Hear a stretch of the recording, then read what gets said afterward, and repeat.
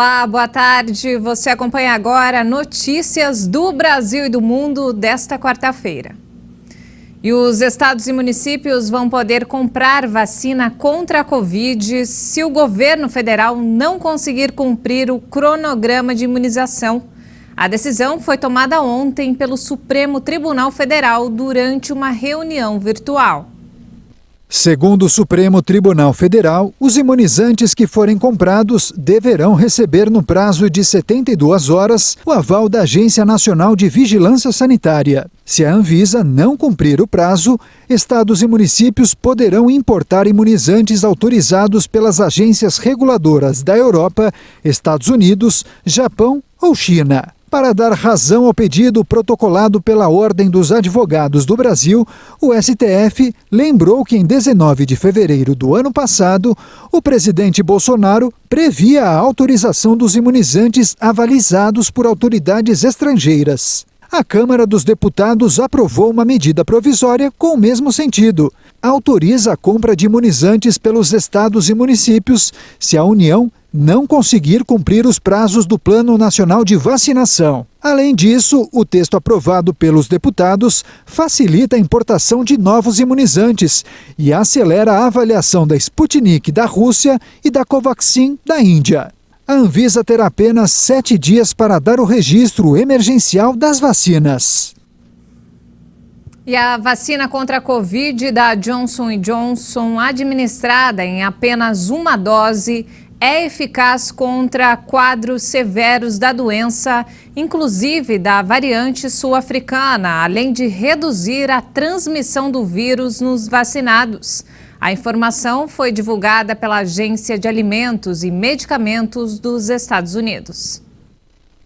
Em testes clínicos nos Estados Unidos, a vacina mostrou uma eficácia de 85,9%, com uma taxa de 81,7% na África do Sul e de 87,6% no Brasil.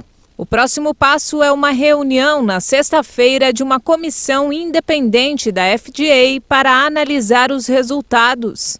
Depois, as autoridades podem autorizar o uso emergencial do fármaco. Se a vacina da Johnson & Johnson for aprovada, este será o terceiro laboratório farmacêutico a receber o sinal verde da agência americana depois da Pfizer-BioNTech e da Moderna. Os Estados Unidos lideram a lista de mortes por Covid-19 em termos absolutos, com mais de 500 mil vítimas. A vacina da Johnson & Johnson é encarada como uma ótima opção no processo de imunização. O fato de exigir uma dose única e de a vacina ter a possibilidade de ser armazenada em uma geladeira e não em um congelador representa uma grande vantagem operacional. O astro do golfe Tiger Woods passou por cirurgia nas pernas depois de sofrer um acidente de carro em uma rodovia perto de Los Angeles, na Califórnia. O americano foi hospitalizado e passou por uma cirurgia nas pernas. De acordo com Los Angeles Times, Woods estava dirigindo em alta velocidade e perdeu o controle de seu veículo antes de capotar várias vezes. As equipes de resgate tiveram que usar ferramentas especializadas para retirar o Woods do carro. O astro sofreu múltiplas lesões nas pernas. Carlos Gonzalez foi o primeiro oficial a chegar ao local do acidente. Foi uma sorte o Sr. Woods ter conseguido sair dessa com vida. Paulistanos têm na memória o drama do edifício Andraus, no centro de São Paulo, onde ocorreu o primeiro e maior incêndio da história do Brasil, transmitido ao vivo na TV. Agora revitalizado, o local continua com atividades corporativas. Hoje completa 49 anos da tragédia que marcou a história da maior metrópole da América Latina. Nossa equipe foi conferir de perto como está o prédio nos dias de hoje. Acompanhe na reportagem de Débora Evangelista. 24 de fevereiro de 1972. Uma quinta-feira que começou como outra qualquer. Foi quando, por volta das 4h20 da tarde, algo mudaria para sempre a história do edifício Andraus, localizado na agitada Avenida São João, no centro de São Paulo. Incêndio no prédio das lojas Pirani. Em poucos minutos, as chamas envolvem todo o prédio de 28 andares. Na Avenida São João, milhares de pessoas acompanham horrorizadas o drama das vítimas. O incêndio começou com uma sobrecarga no sistema elétrico no segundo andar, onde havia uma loja de eletrodomésticos. O fogo se espalhou rapidamente, consumindo o prédio inteiro em apenas 2 horas. O incêndio do Andraus foi, na época, a primeira grande tragédia transmitida ao vivo pela televisão brasileira.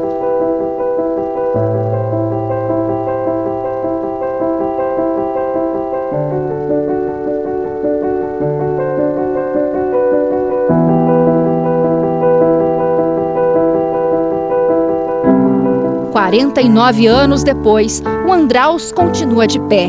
O prédio foi reformado após o incêndio e ganhou parapeitos entre um andar e outro, portas corta-fogo, iluminação de emergência, escadas externas e brigada de incêndio.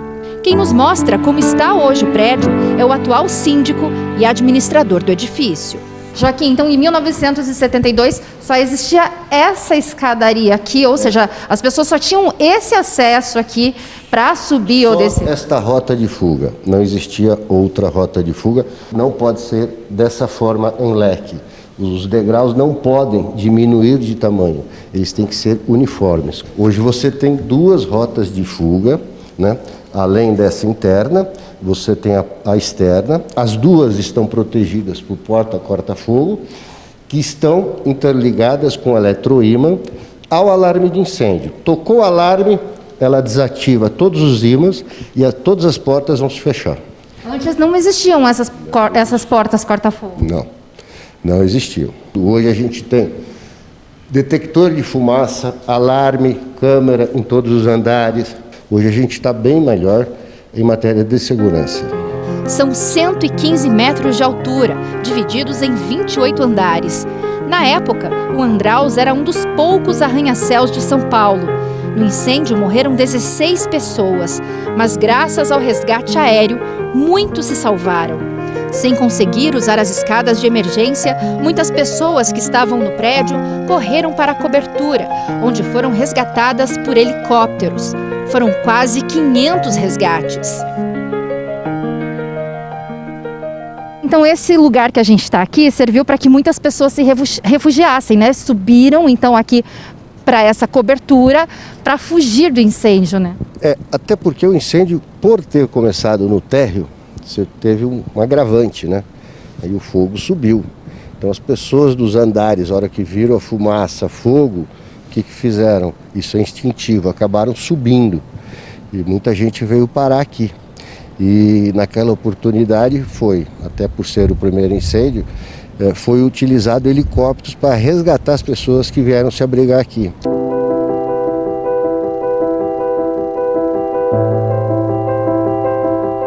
Joaquim, qual foi a grande mudança que aconteceu aqui no Andraus nesses 49 anos pós-incêndio?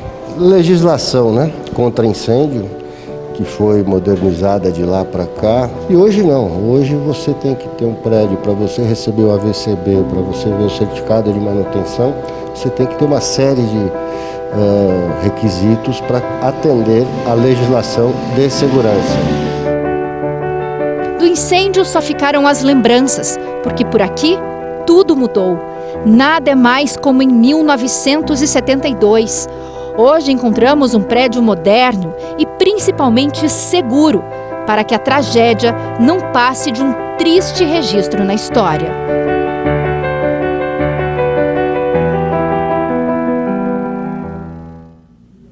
Essa edição fica por aqui. Eu volto daqui a pouco às 5 da tarde. Obrigada pela companhia.